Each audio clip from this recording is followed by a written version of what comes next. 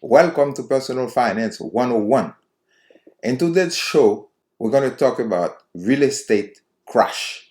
Real estate market is about to crash in 2021. Is it true? Is it the same as it was in 2007, 2008?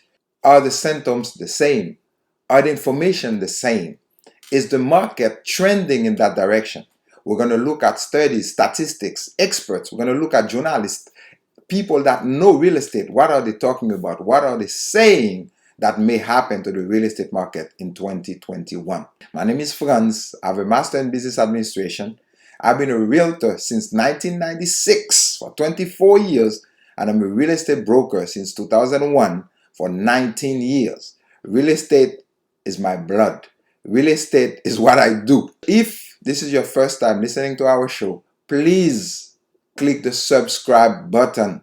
It's free to subscribe, and it will really help the show if you subscribe, as long as you like what you hear from us. Our sponsor, Progressive Tutoring. If you want a child to get tutoring, call the expert of Progressive Tutoring. We'll give you more detail later. Number is down below. Call if you need help with your child or with yourself. A lot of you contacted me asking me to talk a little bit about the possibility of a real estate crash in 2021. Before I do that, there's one thing I would like to talk to you about. Are you ready? Let's say the crash is happening tomorrow. Are you in a position of benefiting from the crash? In 2007, 2008, we saw 50% drop down in prices. We saw condominium worth $200,000 selling for $100,000. We saw townhouses worth $250,000 selling for $125,000. We saw houses worth $400,000 selling in the market for $200,000. So let's say the same scenario happened today. Are you in a position to make a move? Are you in a position to benefit from the market? Could you go ahead and buy a house which is worth $200,000? Do you have the credit for that? Do you have the cash for that? Do you have the income for that? Are you working today and be able to show the bank that you have 2 years of working time? Could you go ahead quickly and grab money from friends, family to get $200,000?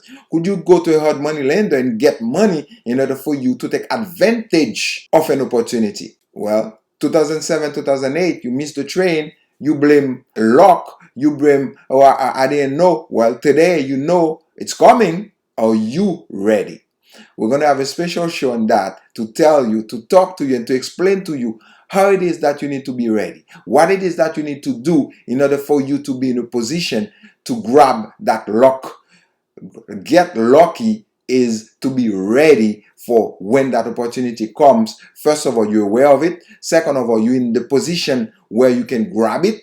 Third of all, you have all the ingredients in order for you to get it and benefit from it. A lot of articles came out talking about the real estate market, and we're going to show you a few of them. First one we're going to talk about is from CNBC. Came in Tuesday, September 22nd. Existing home sales jumped to 14-year high as prices set another record. Diana Olick wrote that article, and she's explaining how the sales of existing home rose 2.4% to a seasonal adjusted annualized rate of 6 million units. Sales were 10.5% higher compared to August 2019. This is the highest sales pace since December 2006, before the Great Recession. Remember, we told you the recession was in 2007, 2008. Tough competition has the market moving very quickly. It just took 22 days to sell a home in August, matching the fastest on record. Fastest way to sell a home was 22 days back in August 2020. But why? What happened? Why July, August went crazy? To understand that, we got to go back to March, because December 2019, the market was slow. Beginning 2020, the market was slow. Then we got the pandemic that started, first of all in China, and then affected the US in March, when the Federal Reserve made a big decision. Federal Reserve cut the rate to 0% in March 16, 2020. Based on Market Watch, mortgage rates have dropped to 50-year low in response to global concerns regarding the coronavirus outbreak, because the market stopped the Federal Reserve went in and they decided to reduce the rate almost to 0%. Federal Reserve cut its benchmark interest rate to 0%. 0%. But don't necessarily expect lower mortgage rates as a result. But that wasn't true. The rates went down and so did the mortgage rate. Now you can get a mortgage rate at about 3% and change. Sometimes 2%, 2.99 or 2.75 if it's a 30-year loan. If it's a 15-year loan, you can get it lower. What does that mean? A rate that was 6% that you could get about 3, 4, 5 years ago compared to a 3%, 2% rate. I'm going to explain to you the power of the interest rate so you can understand how much money you can get with that price. And that's what you're going to understand the reason why the housing market went crazy, went up like crazy. First of all, there's a supply and demand. And second of all, because of coronavirus, in March, even though the interest rate went down, sellers didn't want buyers to come to their property because everybody was scared of COVID-19, of Corona. We didn't know what it was exactly, so nobody knew what to do, how to protect themselves. And sellers didn't want people to go to their house. 3 months after, in June, we get used to it. Human being, we wear masks, we know how to protect ourselves, to wash our hands, all that. So people are starting to allow buyers to come to their house. And the buyers wanted to take advantage of the lower interest rate. And that's why the market exploded in July and August, where the sales jumped 14% high. Let's see, if you have a 6% interest rate, if the rate was 6% today, how much money, how much mortgage you can get with a 6%. And then we're going to compare it to a 2% so you can understand the power of interest rate. If you get a $350,000 loan for 30 years at 6%, your payment a month will be $2,098.43, as you can see here. $2,098.43. If you go for $550,000, same 30 years at 2%, you will pay $2,032. You got $200,000 more compared to the $350. You go to $550, and your payment is about the same. As a matter of fact, you got $60 less, but your buying power increased. So that's what interest rate does for you. That's why the real estate market today went up. Sellers understand that. So they move up their price. That's why the market went up. So 2 reasons: supply and demand. Because a few months, which is March, April, and May, they didn't have any activity. They didn't let people come to their house. The buyers wanted to take advantage of the interest rate that went low. Sellers didn't let buyers to come to their houses. So there was a supply and demand that was created. And sellers saw that buyers can pay more for their money. And remember, that's how real estate works. There's no fixed price.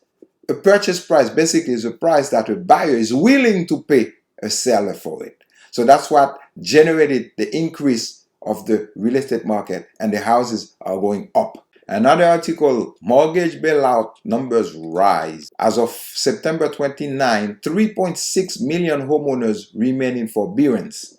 That's 6.8% of all active mortgage, representing $751 billion in unpaid principal. Unpaid. Another one, a current rate of improvement. Delinquency will remain above pre-pandemic level until 2022, based on Black Knight. Another one, mortgage demand falls despite interest rate setting another record low. Still problems. Another article, millions of Americans may not be able to pay their rent in October. What to do if you are one of them? Millions, you see. The coronavirus pandemic has made it difficult for many Americans to generate income and as a result to pay their rent. As many as 35 million people in the US could face eviction. 35 million people can face eviction. This is the facing eviction rate between July 2nd and July 7th. Florida, where I am, 51%. This is all the states in the US. And Florida is 51%. Another article, buying a home, good luck. Prices soared 14% last month. That was in September 23rd by Tim Logan. Basically, the region housing market surged in August. This is in the area of Boston, where the prices jumped 14% to a record high median of $480,000. Black Knight wrote an article also where they're talking about same trend will result in more than 1 million excess delinquencies will be in March 2021. Why is that? Well, in March 2020, that's when they allowed borrowers, people that have a mortgage, homeowners, to have a 12 months period. And the first forbearance, which will reach the 12 months expiration, will be in March 2021. While 90-day delinquency typically peak 3-4 months following natural disasters, we have now seen 5 months of continual increases and such serious delinquencies. Okay? Of the 6.1 million homeowners who have been in COVID-19 related forbearance plan, 41% have exited. Now, what is a forbearance? Forbearance is a homeowner that goes to the bank and tell the bank, I have financial difficulties. I lost my job. I'm one of those 4 million Americans with no job. Please help me. Certain banks do it. Certain banks do not do it. And there are different types of forbearance. There's one where they give you a 3 months break or a 6 months break or 12 months break. Then after that 12 months, you're going to start paying. There's another one where they take the 12 months break or the amount of months of breaks that they decide they're going to give you, and they put it at the end of the loan. So if you had 20 years left in your mortgage, then you're going to have 20 years plus 6 months plus 12 months in order for you to pay for it. But during that time, what happened? You don't pay mortgage.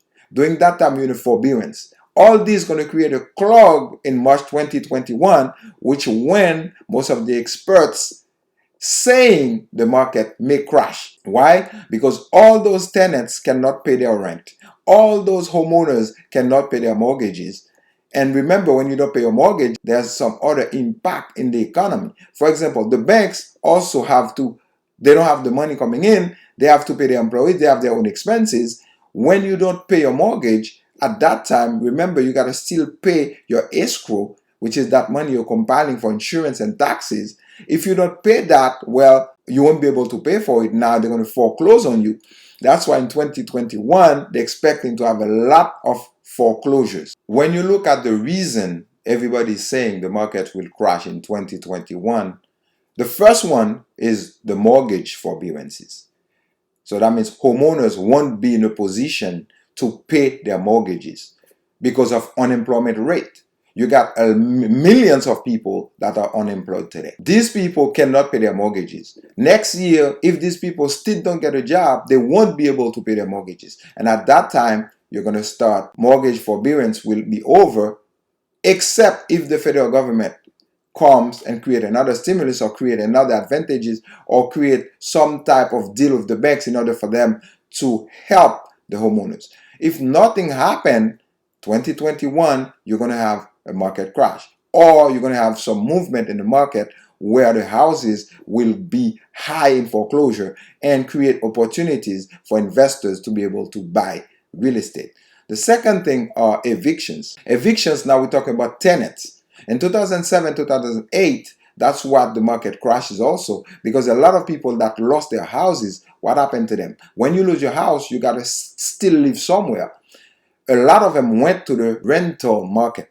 So they go in the rental property, or they go back to live with their parents. Today, millions of Americans go back to their parents or their grandparents and consolidating, or 2 or 3 different couples, friends, family, put together and live in a property. That way, the expenses is lower.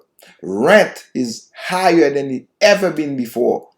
So today, when a tenant cannot pay, you cannot evict them because CDC put a regulation that you cannot evict tenant till the end of the year. This is the document that came out by the Federal Register. As you can see, temporary halt in residential eviction to prevent further spread of the COVID-19. CDC, which is the Center for Disease Control and Prevention, Department of Health and Human Services, the Center for Disease Control and Prevention, located within the Department of Health, issuance an order under Section 361 of the Public Health to temporarily halt residential eviction to prevent the further spread. This order is effective September 4, 2020 through December 31st, 2020. Till December 31st, 2020, you cannot evict a tenant. All these tenants are staying in their house. They are staying in your house. and they don't pay you. So the landlord don't have money coming in. That landlord has to find a way to deal with his bank in order for him not to pay also, which is what they call a forbearance. If the bank agree for the forbearance, that will help the landlord. Imagine malls, shopping centers, commercial buildings, all this industry that depends on travel, depends on tourism, depends on airline, all this industry is out of business today. Nobody goes out to mall, nobody goes out to the shopping centers, everybody's staying in their houses. And guess what? The landlord at the shopping center has a mortgage, or the mall, and they're not receiving any rent from their tenant. They're going to be in foreclosure. They're going to be losing that real estate. All those information I just gave you, what's going to happen in 2021? Well, we don't have a crystal ball, but the only thing we can say is the projection is a lot of people are going to move out because of the eviction, because of the mortgage forbearance, and a lot of foreclosure are going to come up in 2021. That's going to create an increase in the supply. So you're going to have more houses in the market that will overcome the demand that a lot of people want to buy, and the price is going to stabilize and drop. Now, how much they're going to drop, nobody knows. But based on those information, in 2021, the real estate market is going to drop. Is it going to blow? We don't know. Is it going to collapse? We don't know. If the market is going to crash, we don't know. But based on this information, we can tell you that the real estate market will drop in 2021, which is different than what happened in 2007, 2008. Because 2007, 2008, it was a sub-market where they were giving people mortgages when they were not really qualified. A lot of adjusted rate mortgage, ARM 3.1, which is 3 years, and after the 3 years the rate changes, created what we call a negative amortization. Negative amortization is when you pay your mortgage, but the amount you pay is not enough. So that means, let's say you pay $2,000 instead of paying $3,000, and you got a minus $1,000. So you had a mortgage for $200,000. In the first month you pay $2,000, and instead of owing less than $200,000, you owe $201,000. That's what they call negative amortization. Every month the principal increases, and after the 3 years, instead of owing $200,000, you owe $236,000. And at that time, the interest rate changed on you after the 3 years, and they give you a 2%, and it changed to a 6%. And your payment was $2,000, and it jumped to $3,500.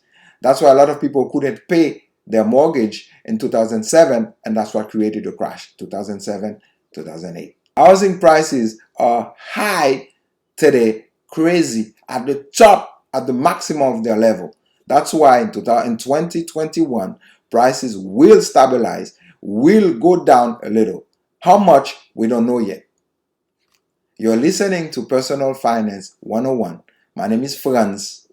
I'm a real estate broker for more than 20 years. I'm a real estate investor. I know a lot about real estate. Real estate is in my blood. Our sponsor is Progressive Tutoring. Call the number down below if you are in need of financial education, or if you have your children that are in need of a tutor, certified teachers that can help you help your kids grow and learn faster, quicker. Call the number down below. Thank you so much for listening.